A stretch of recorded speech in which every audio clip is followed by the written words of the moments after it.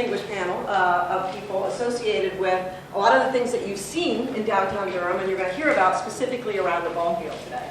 So it's my understanding one of the things that we want to try and accomplish here today is to get a little bit more background on how the stadium came to be, what that process might have been, and specifically what have been the economic impacts of the stadium being located in downtown Durham. So those are the things we're going to talk about today. We're going to hear from each of the panelists, and then we'll certainly open it up for specific questions that you might have how it relates to some of the things that you're thinking about. So I'm just going to start it real big at a big level because you can't have a Chamber of Commerce conversation without talking about all the great things going on in your community. But in relation to this specific project, in relation to the kinds of things that got started, you know, you heard earlier that this stadium actually opened, I think you heard earlier, the stadium actually opened in 1995. But just to give you a few high-level statistics, so since let's say 1992, 93, 94, during that time frame, right as the ballpark was getting ready to open up, let me give you some statistics so that you can put in perspective what all of this means. Back in 1993, there was about 1 million square feet of office space with a 70% occupancy rate.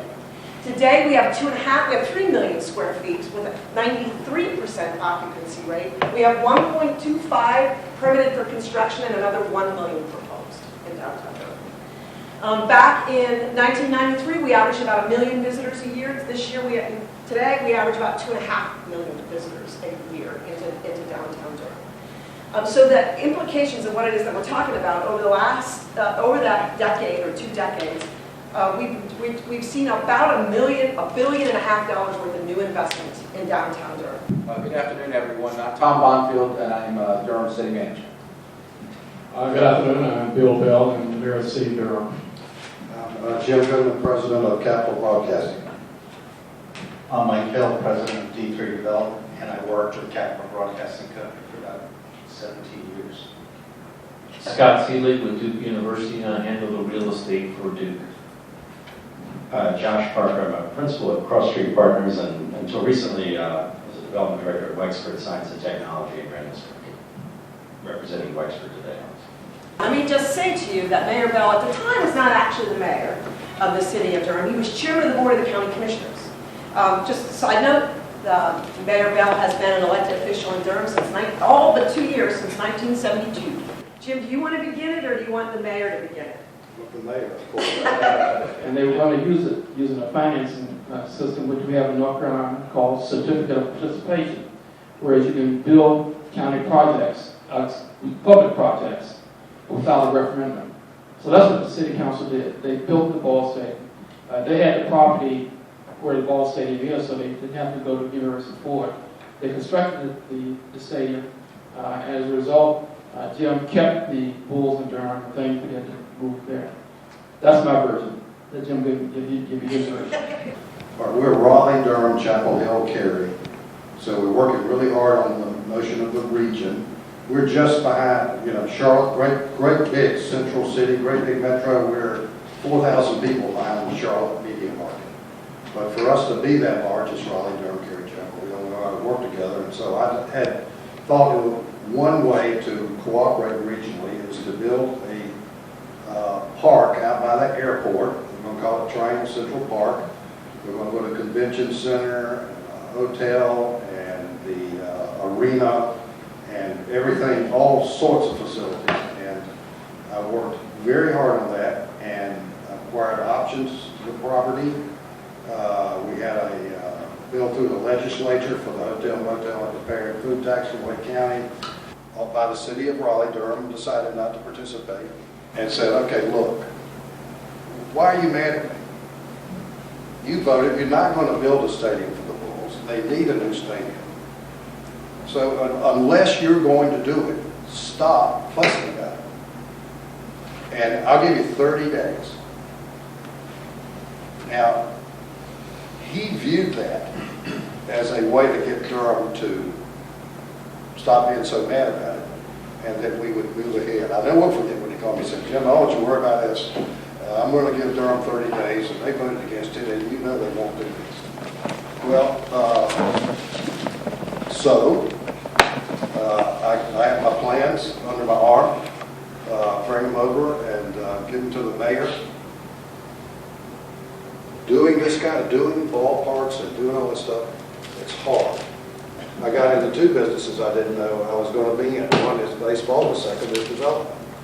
And I really understand the importance of, I call it, there's a secret sauce that makes a downtown and makes a city work. I would never say that baseball is more important than the art museum, or the parks, or the library, or any of those things, right? It's a mixture. It's all of these different facilities that create a quality of life and a sense of place in downtown that are so important. I can probably find 500 mayors that would be delighted if the AAA team wanted. There are only so many AAA teams want to locate in their downtown. So that's an opportunity. I think you all, now that has to, the arrangement between the team and the city or I'm not sure who the governing body is, you all have to agree to that, and it's got to be good for both sides. I mean, it's got to be a reasonable proposition, but you can't, this is part of the secret sauce. Every time you add something, but look at the theater. I'm not about to say that the ballpark's more important than the theater. Good gracious. Right? It takes all of those things to create what you need in downtown. I'm clearly the youngest guy up here, so I grew up going to baseball games. So I'll tell you the story from my side. I was a devastated kid when this guy from out of town said he was coming and moving our team. It really was, it's funny, you can't find anybody in Durham who voted against that contract right now. Nor can you find anybody who voted out the mayor and Chuck and the other city council members who stepped up and issued those certificates of participation because the success is evident. But the things I think were so important about that at the time was, Jim talked about sort of this in the context of the media market. We're a polycentric region. There's a collection of cities here, and our strength is really together. And we talk about 1993. The Durham Bulls were a single-A ball club in a small stadium. It was sort of a thing that you did sort of as a pastime, and it was fun, but it was a small thing, and it didn't really draw from much beyond Durham.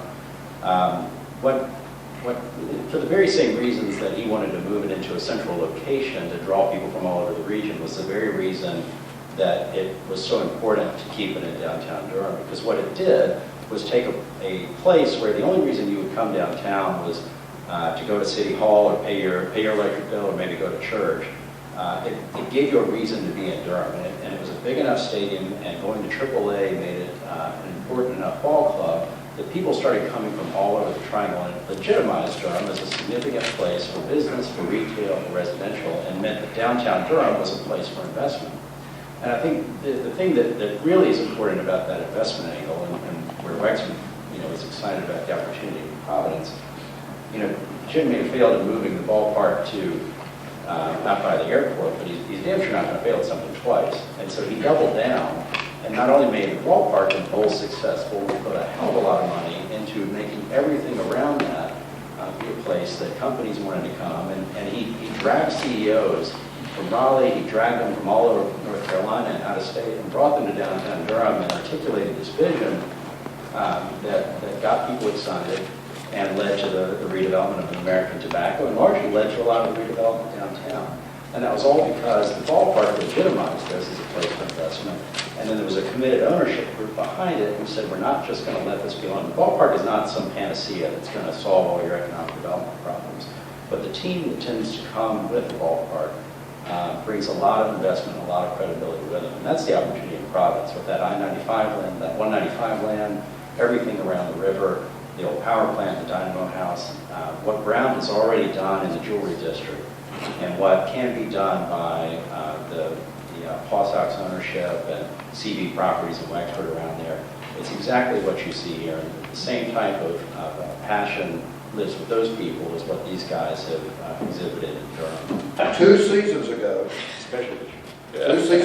we won the league championship up there. Last season, which is It's one of the best games I've ever been to. I mean, I don't know, we're in the 11th inning or something.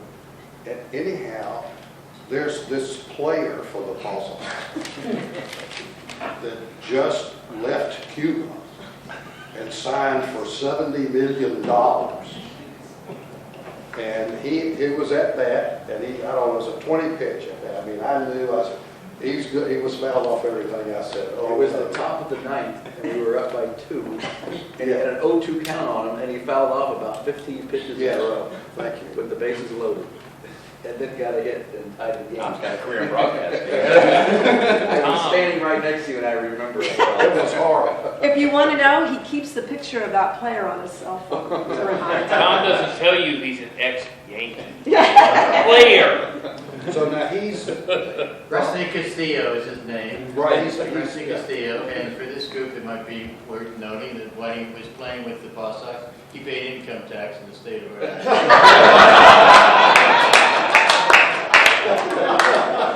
Now it's a right fielder for the Red Sox, and we're expecting big Still things. paying income tax. Expecting big things for our investment in it. I kept saying, what? Who is this guy? Tom, let's wrap up with you before we turn around and ask the questions from the group. Recently, the city just renegotiated the contract with the Durham Bulls and did another investment into the stadium. Talk a little bit about that. Sure. So I have the good fortune of having inherited this wonderful opportunity. I've been the manager in Durham for just 7 years, and came to Durham about 2 months before the economic downturn. But it's all worked out. But one of the goals that I had shortly after I got here, but several years after, to some degree, once I got feet on the ground, was to try to figure out a way to have recognizing the economic benefit of the ballpark, as well as the theater, but the ballpark and what it meant from an economic standpoint, property tax generation, not the ballpark itself, but everything around it. So people would say, why are you spending $2 million on the ballpark? You should be spending $2 million on a new recreation center somewhere else.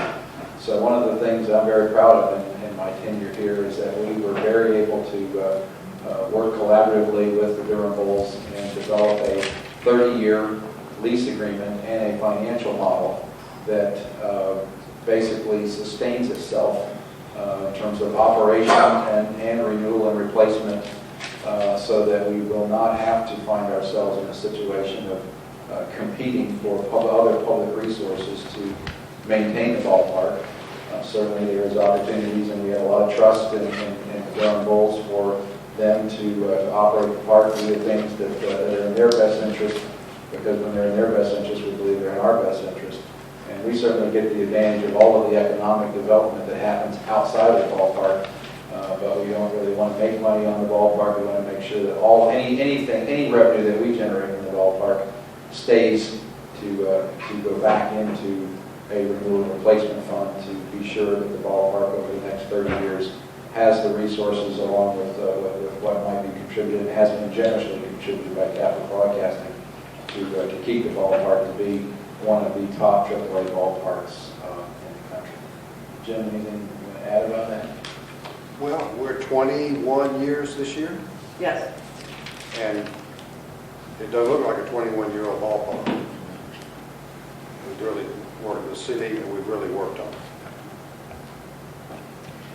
All right, guys, let's open it up to questions. One of the key points of discussion in Providence right now is, given that there may be some public participation, some public funds in it, and I'm just going to kind of play the devil's advocate. Some people are just saying, it's just a lot of low-paying jobs. It's people that are going to be selling hot dogs, people making minimum wage. I don't know what all the big fuss is about the economic development, because it's the creation of a lot of low-paying jobs. And thus, why should the public participate in this day and age? And yet, the theme throughout the day that we're hearing from everywhere we go is that the attraction in terms of the millenniums and attracting those type of people is real and tangible, and the ballpark plays a part.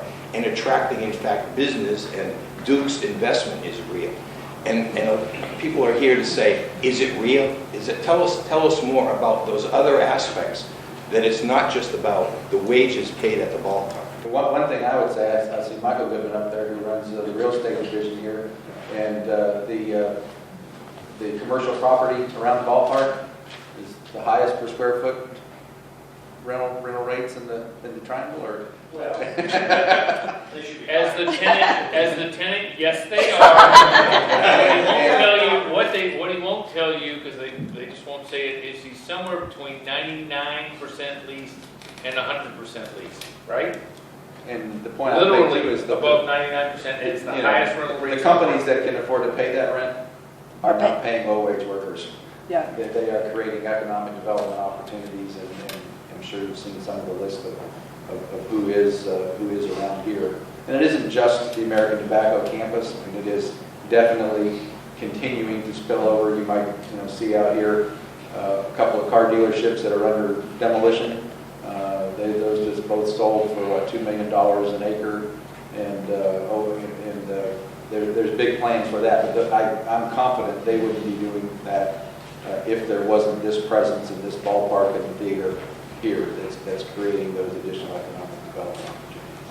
And as a result of that, we spend as much time as an organization in talent recruitment as we do in company recruitment, because we can't get to company recruitment without the talent recruitment and retention that we have here.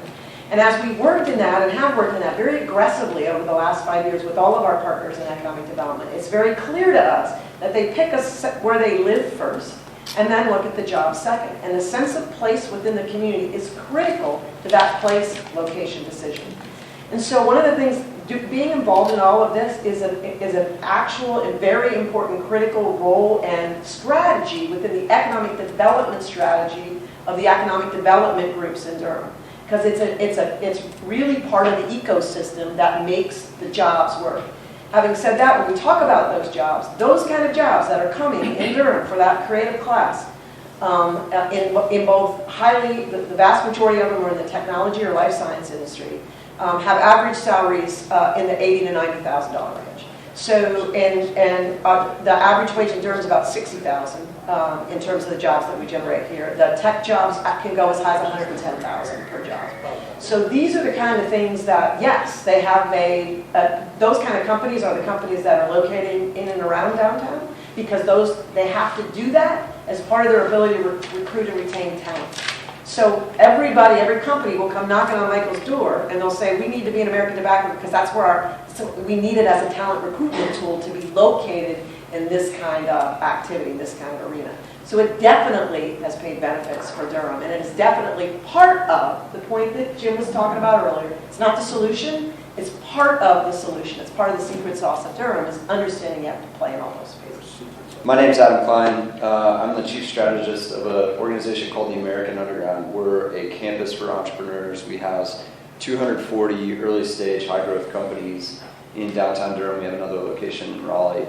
But just to echo what Casey and the panelists have said, and Michael has said, I think the thing that I would say is it's sort of like flipping the conversation around on its head in terms of the strategy around economic development for so long has been about getting companies, recruiting a company to your community. And what Casey said well is that what's happening now is talent decides where it wants to be, and then companies are having to decide to move to that talent base. And so we're seeing that with entrepreneurs in our community.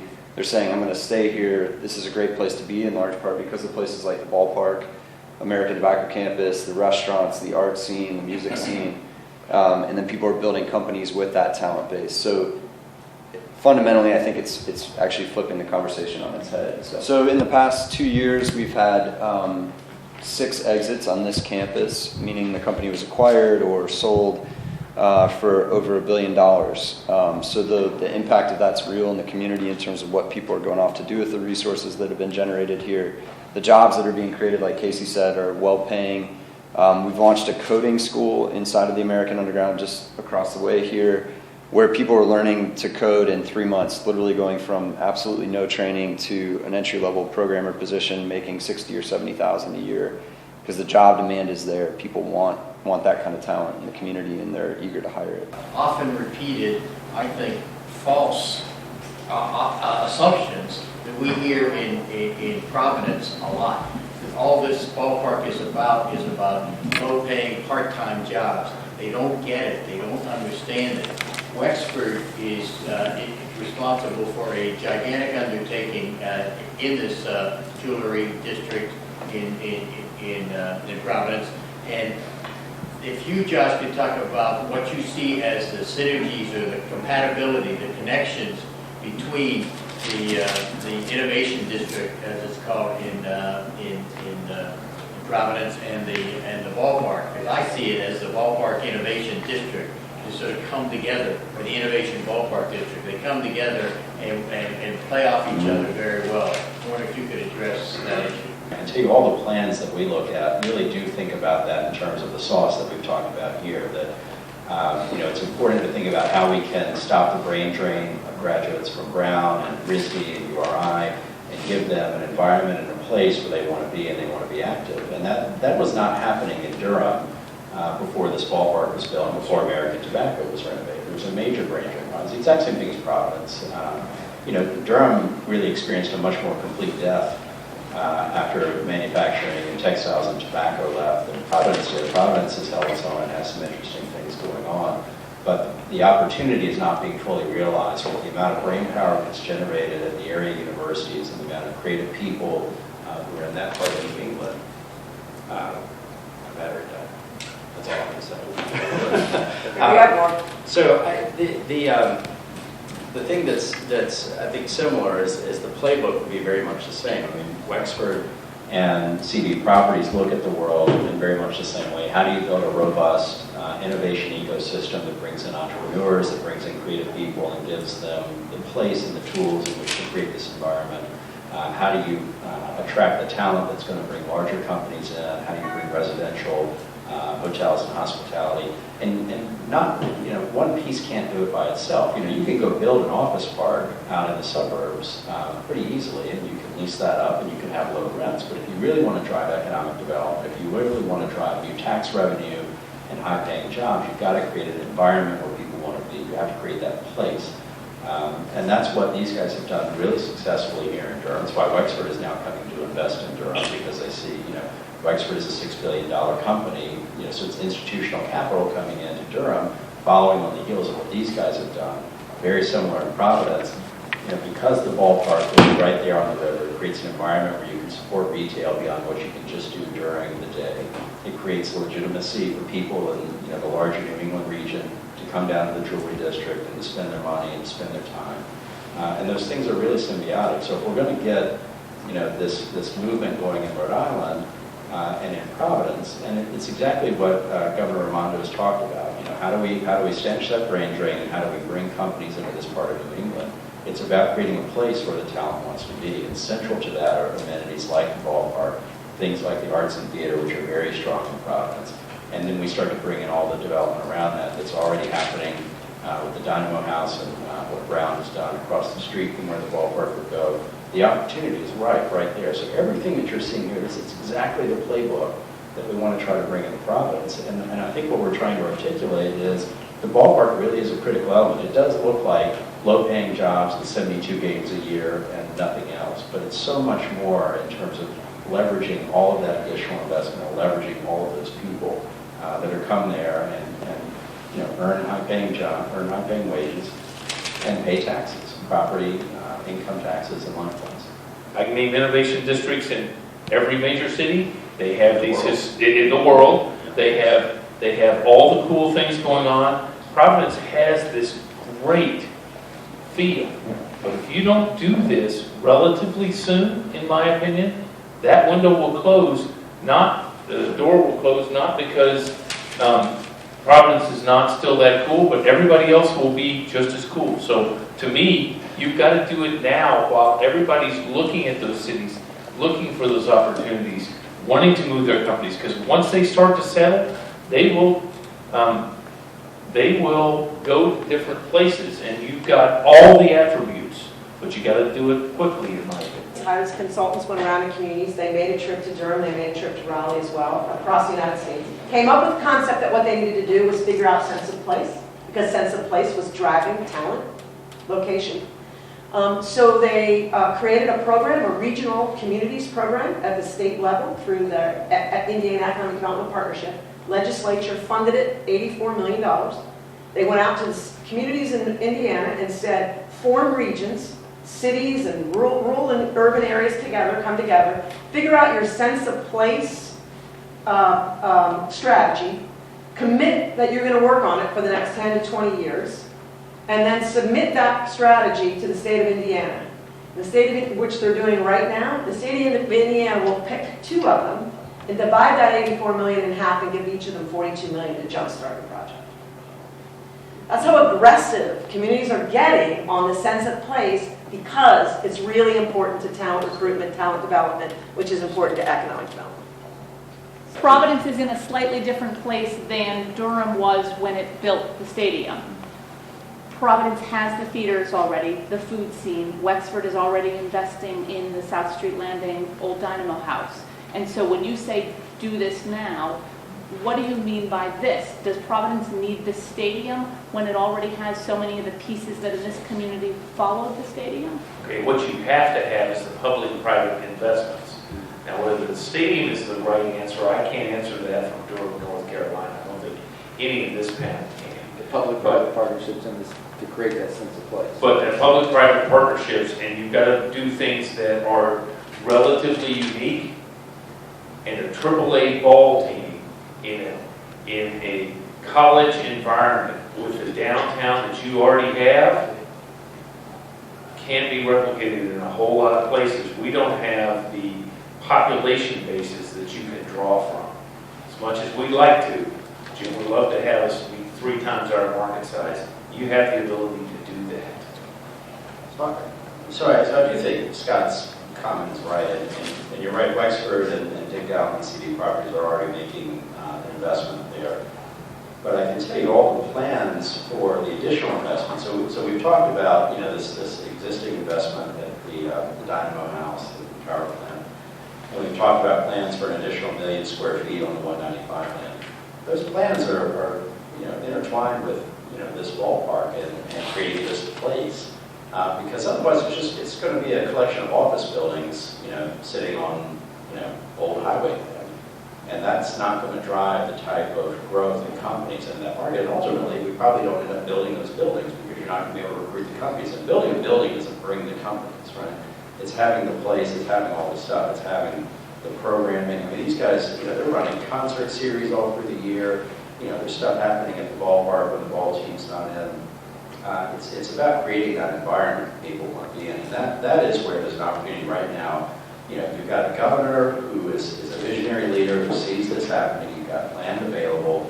You've got an opportunity to take advantage of the river and this new bridge that's going to be done. I mean, one of the biggest things about Providence that kills me every time I go up there is I want to sit out by the river and have a drink and enjoy the river. And there's nowhere to go by the river in Providence. There's the great water fire stuff that happens, and you see how popular that is.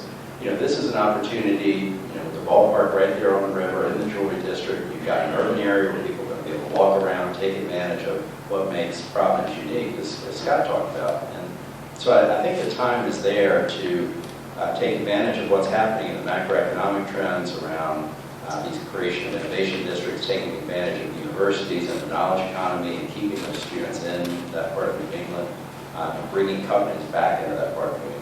And it's not going to happen without putting all these pieces together, public-private partnership, things like the ballpark and other amenities, taking advantage of what's already cool and happening in Providence. One of my favorite places is the Dean Hotel, which is an awesome place, cool restaurants and bars on the ground floor.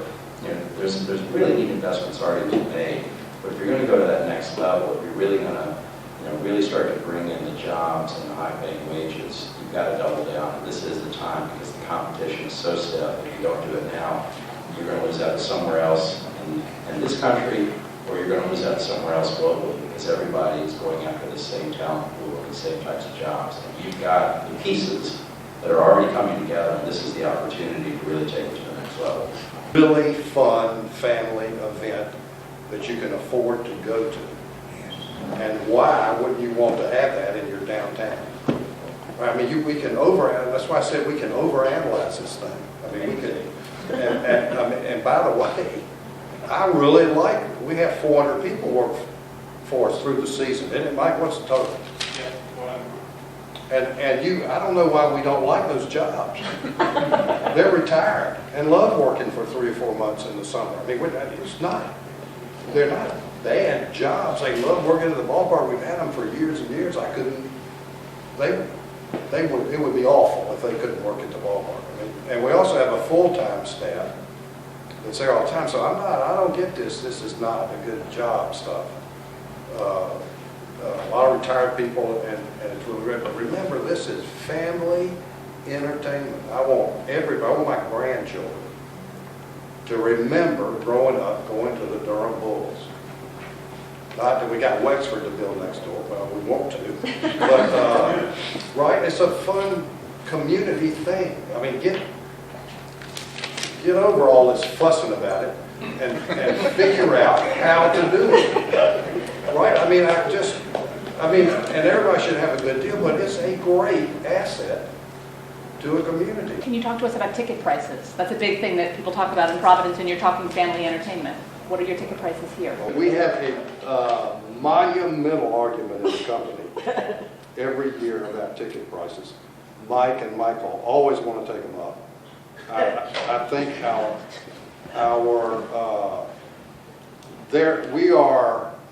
we'll have a $12 ticket this year, and I'm all to pieces about it. Next year.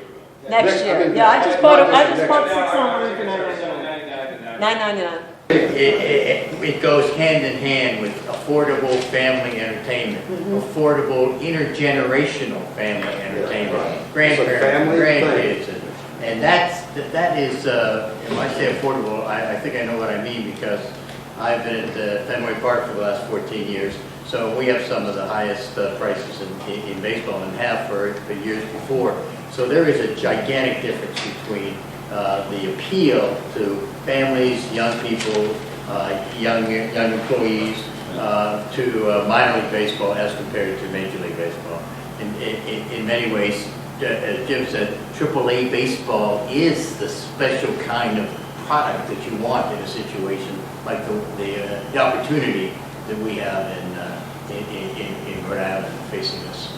But I guess the point about Providence has a performing arts center, you've got this, you've got that, what does the ballpark bring to the area? And I think the other piece you probably need to look at is what is the impact it's going to have on your university, Brown University? What would that do in terms of having a facility downtown? What could Brown University do with that facility? And would it free up land that Brown University has now for other type of development? I don't know if it's there. I've heard the comment about Brown University and their interest. It seems that's another opportunity that you have for other development. But even in the city where we have a football team and a basketball team, the AAA ballpark has drawn the attention, almost as much attention as our pro basketball team. I mean, the numbers are very close to what they're putting in the ordinances. So just on to kind of further your point, it works, even in a city that has an established identity. But my question is more so about the city, because we talk about public-private partnership. As far, other than working with the private side to make the deal happen, and acquisition and so forth, and everything else, what does the city do as far as entertainment goes to make it an attraction, or to draw people to the spaces that you guys have? What is the city's investment in that beyond just making the, helping them create the space? That has been important in terms of what this ballpark has done for the city. We've talked a lot about downtown. My other interest has been what happens in our neighborhoods. And it's very important to me that we don't focus all of our attention downtown to the next of our neighborhoods. So what it's allowed us to do is to, if you look on the circumference of the downtown area, you see mixed income housing that's going up. To me, that's been a better sell to be able to sell our colleagues by saying, okay, we invested here, we've got to do something outside of the downtown area, and we've been able to do that. Had we not had this here, a lot of other things wouldn't have happened, but since we did have it here and it's been successful, and we put public dollars into it, it's easier to convince my council to now put some of the public dollars into our neighborhoods that have been neglected for a long period of time. We're doing that. For those of you, I don't know, my name is Larry Lucchino from the Red Sox and the Paw Sox, and I just want to say thank you on behalf of all of us from Rhode Island and New England and who have come down here. This panel, if I could package it, transport it to Rhode Island, I would do so in a minute. For Red Sox tickets, I'm in. Yeah. And I do want to make the point that you've got me be fired up, and I think a lot of us who are here from the Cross Sox are fired up. But you touched on so many of the important issues that are part of the robust public debate that's taking place up in Rhode Island right now. And it would be enormously beneficial for people to take note of what you said from your experience. It's not just speculation. This is real world experience in a small AAA town, small AAA city, I should say, very much like Providence, and with a university experience very much like what we find here. Similarities are gigantic, but I just want to express our gratitude, one, for the hospitality, two, for the information and insights, powerfully helpful and useful, and just grateful to all of you for taking the time out of otherwise busy schedules to do this for us. So if this is a beginning of a peace offering to Jim and the Durham Bulls, please consider it.